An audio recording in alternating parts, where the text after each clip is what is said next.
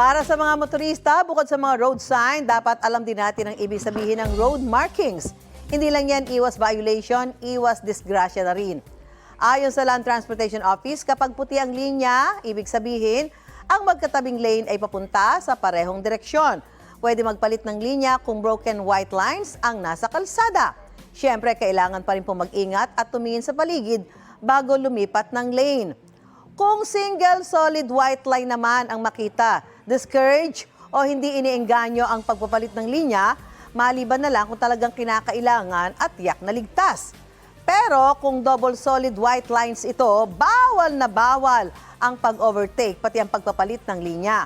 Pareho lang din ang mga panuntunan kung kulay dilaw ang mga linya. Ang kaibahan lang ay salungat ang direksyon ng katabing linya.